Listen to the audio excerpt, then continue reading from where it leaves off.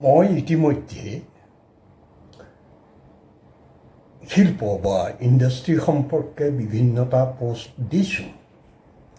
সেই ক্ষেত্ৰত যিহেতু কিছু অভিজ্ঞতা থিয়ৰিটিকেল বা প্ৰেক্টিকেল আছে, তেনে ক্ষেত্ৰত সেই সাধাৰণ জ্ঞানৰে মই কেনেকৈ অসমৰ অৰ্থনৈতিক উন্নয়ন সাধন কৰিব পাৰি তাৰ প্ৰেক্টিকেল কথাখিনি, যিখিনি বাস্তৱ ক্ষেত্ৰত সত্য হ'ব, তেনেধৰণৰ কথা কিছুমান কৈছোঁ। মাজতে এটা ভিডিঅ'ত মই কৈছিলোঁ যে বৃহৎ উদ্যোগসমূহ যদি অসমলৈ আহে, সেই উদ্যোগসমূহৰ যিবিলাক স্পেয়াৰ পাৰ্টছ, সেইবিলাক মেনুফেকচাৰিং কৰিবৰ কাৰণে, কাৰণ চব উদ্যোগে ডাঙৰ উদ্যোগে নিজে সকলো পাৰ্টছ মেনুফেকচাৰ নকৰে, তেনে এনচিলেৰী বা সহায়ক গোট কিছুমান অসমত স্থাপন হ'ব পাৰে।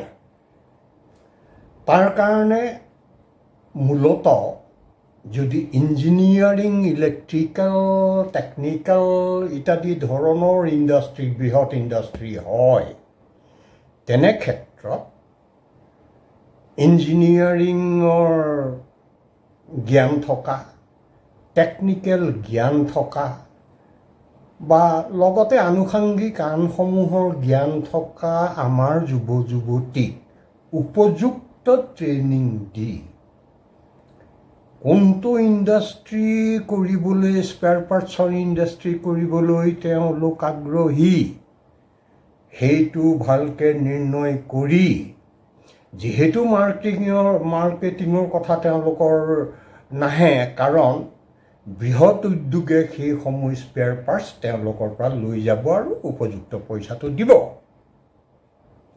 এতিয়া সদ্যহতে দেখা গৈছে এটা অতি ভাল কথা হৈছে, জাগিৰোডত ছেমি কণ্ডাক্টৰ ইউনিট এটা, বৃহৎ ইউনিট এটা, এইটো বহুত ডাঙৰ বুলি কোৱা শুনিছোঁ, কাম আৰম্ভ হৈছে নে নাই নাজানো। এই ছেমি কণ্ডাক্টৰত অনেক স্পেয়াৰ পাৰ্টছ লাগে, অনেক স্পেয়াৰ পাৰ্টছ লাগে। সেই স্পেয়াৰ পাৰ্টছসমূহ আমাৰ যুৱক যুৱতীসকলে উপযুক্ত ট্ৰেইনিং লৈ, নিজৰ একাগ্ৰতা আৰু অধ্যৱসায় সেইটো লাগিব, লৈ সেই কথাটোৰ ওপৰত উপযুক্ত প্ৰজেক্ট ৰিপৰ্ট তৈয়াৰ কৰি আৰু চৰকাৰক ক'ব লাগে যে জাগিৰোডৰ ছেমি কণ্ডাক্টৰ ইউনিটৰ ওচৰত এখন মিনি ইণ্ডাষ্ট্ৰিয়েল ইষ্টেট তৈয়াৰ কৰি তাত শ্বেডসমূহ বনাই দিয়ক, শ্বেডৰ ভাড়া দিব, সেই শ্বেডসমূহৰ এণ্টাৰপ্ৰেনিয়ৰসকলে ভাড়া দিব, তাত সকলো ফেচিলিটি দি, পানী, ইলেক্ট্ৰিচিটি সকলো দি, আৰু যাক যেনেধৰণৰ শ্বেড লাগে, যিসকলে যেনেধৰণৰ প্ৰশিক্ষণ লৈছে বা ইণ্ডাষ্ট্ৰিটো কৰিব, এনচিলেৰী ইণ্ডাষ্ট্ৰি, তেওঁলোকক সেইধৰণে সংস্থাপিত ইনডিৰেক্ট এমপ্লয়মেণ্ট কৰিব পাৰি। আৰু সেই ইণ্ডাষ্ট্ৰিসমূহত ডিৰেক্ট এমপ্লয়মেণ্টো হ'ব যথেষ্ট, কাৰণ স্মল স্কেল ইণ্ডাষ্ট্ৰিত এমপ্লয়মেণ্টৰ সুবিধা বহুত বেছি। এতিয়া মই এই কথাটো খুচৰি মেলি চাই পেলাই চাৰিটামান এনচিলেৰী ইণ্ডাষ্ট্ৰিয়ে কৰিব পৰা স্পেয়াৰ পাৰ্টছ, অক্সিলাৰী পাৰ্টৰ কথা লিখি লৈছোঁ। সেইকেইটা হৈছে high precision CNC machine aluminium components, সেইটো এটা। 2 নম্বৰ হৈছে specialize electronic sub assemblies, PCR। 3 number precision engineering plastics and quartz chambers. 4 number modular clean room infrastructures and assembly. এই চাৰিটাহে মই নোট কৰি লৈছোঁ, কাৰণ ছেমি কণ্ডাক্টৰৰ ওপৰত আইডিয়া নাই, কিন্তু ছেমি কণ্ডাক্টৰ এটা যে বৃহৎ ইণ্ডাষ্ট্ৰী সেইটো জানো আৰু অলপ খুচৰি চাইছোঁ যে ইয়াত কেনেকৈ এনচিলাৰী ইণ্ডাষ্ট্ৰী হ'ব পাৰে। এই চাৰিটাৰ লগতে আৰু অনেক স্পেয়াৰ পাৰ্টছ আছে, অক্সিলাৰী পাৰ্টছ আছে, যিসমূহ আমাৰ ডেকা ল'ৰা গাভৰু ছোৱালীয়ে mini industry, small scale industry বহুৱাই তাত মেনুফেকচাৰ কৰিব পাৰে আৰু সেই ছেমি কণ্ডাক্টৰ ইউনিটক যোগান ধৰিব পাৰে। গতিকে এইটো এটা অতি সুবৰ্ণ সুযোগ। আৰু সেই ইণ্ডাষ্ট্ৰীসমূহত তেওঁলোকে যি কিজন কৰ্মচাৰী লাগে তেওঁলোকে ল'ব, সেইটোও এটা বেলেগ এমপ্লয়মেণ্ট হৈ গ'ল। গতিকে মই কথাটো আৰু দলে শিপাম, চাম কেনেকৈ হয়, প্ৰজেক্ট ৰিপৰ্ট কোনে তৈয়াৰ কৰে, কেনেকৈ হয়, ক'ত ট্ৰেইনিং ল'ব লাগিব, আমাৰ ইয়াত এই যে স্কিল ডেভেলপমেণ্ট ট্ৰেইনিঙৰ ব্যৱস্থা আছে, তাত সেই ধৰণৰ ইঞ্জিনিয়াৰিং আছেনে নাই, তেনেকুৱা ফেকাল্টি আছেনে নাই, নে বাহিৰত গৈ ল'ব লাগিব, নে টাটায়ে সেইটো ব্যৱস্থা কৰি দিব। গতিকে মই মুখ্যমন্ত্ৰী মহোদয়ক অনুৰোধ কৰিছোঁ, টানি অনুৰোধ কৰিছোঁ যে চৰকাৰী চাকৰি 1 লাখ দিয়ে, 2 লাখ দিয়ে, 3 লাখ দিয়ে, সেইটোৱে অসমৰ ইকনমি উন্নত নকৰে। অসমৰ ইকনমি উন্নত কৰিবলৈ আমাৰ ইয়াত মেনুফেকচাৰ লাগিব, মেনুফেকচাৰিং ইউনিট লাগিব, আমি মেনুফেকচাৰ কৰিব লাগিব। আৰু যিসকলে এনচিলি নকৰি বেলেগ ধৰণে কৰে ইণ্ডিপেণ্ডেণ্ট ইণ্ডাষ্ট্ৰী, তেওঁলোকে বাহিৰত যদি ছাপ্লাই দিয়ে তেতিয়াতো আৰু ভাল। তেতিয়া তেওঁলোকে সেইটো মাৰ্কেটিংটোহে চবতকৈ ডাঙৰ কথা। মাৰ্কেটিঙত সেই বৃহৎ ইণ্ডাষ্ট্ৰীৰ লগত কেনেকৈ কম্পিট কৰিব।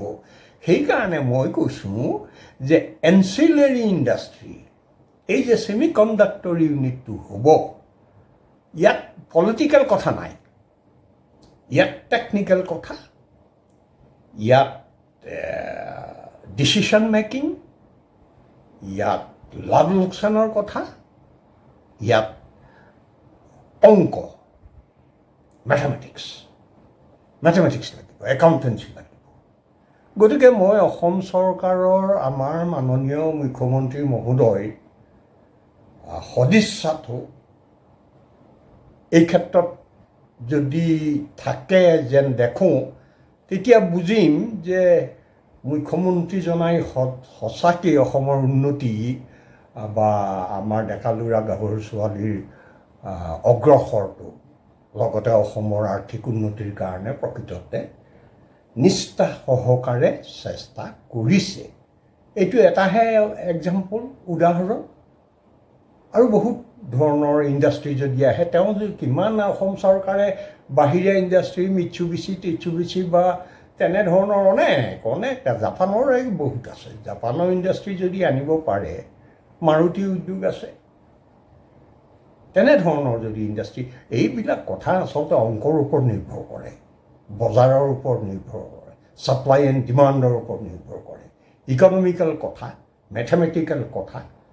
গতিকে মই ভাবোঁ এতিয়া মোৰ যিটো বক্তব্য হ'ল তাৰ সাৰমৰ্শ হ'ল কি যে এই যে ছেমি কণ্ডাক্টৰ ইউনিটটো জাগিৰোডত হ'ব, তাৰ কাষতে এখন মিনি ইণ্ডাষ্ট্ৰিয়েল ইষ্টেট বা বৃহৎ ইণ্ডাষ্ট্ৰিয়েল ইষ্টেট তৈয়াৰ কৰি সেই ছেটসমূহ চৰকাৰে কৰি তাত ইনফ্ৰাষ্ট্ৰাকচাৰবিলাক দি সেই এণ্টাৰপ্ৰেনিয়ৰ যিসকলে এইবিলাকৰ কাৰণে উপযুক্ত হৈ পেলাই আহিব, চৰকাৰে পাৰ্মিশ্যন দিব, তেওঁলোকে গ্ৰহণ কৰি ৰেণ্ট দি সেই স্পেয়াৰ পাৰ্টছবিলাক মেনুফেকচাৰ কৰি ছেমি কণ্ডাক্টৰ মূল ইণ্ডাষ্ট্ৰী দিয়ক, আৰু তেওঁলোকে পইচা পাই থাকিব, তেওঁলোকৰতো মাৰ্কেটিঙৰ বেলেগ অসুবিধা নাই। গতিকে এই কথাটো মই ক'লোঁ। এই বুঢ়া বয়সত এইবিলাক কথা কৈছোঁ কেলৈ, ল'ৰা ছোৱালীহঁতৰ ভাল হওক, উন্নতি হওক। এইখিনি কোৱা কথা কাৰণে মইতো ফিজ বিচৰা নাই। এইখিনি এটা দেশৰ উন্নতি, জাতিটোৰ উন্নতি।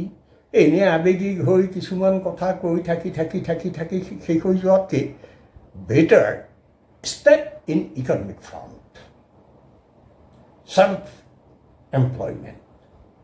এজনৰ চেল্ফ এমপ্লয়মেণ্ট হ'লে তাত আকৌ ডিৰেক্ট এমপ্লয়মেণ্টটো কৰিব পাৰিব নহয় কিছুমান লোকক। সেয়া কথাটো তেনেকুৱা। তাকে কৰিম। ধন্যবাদ।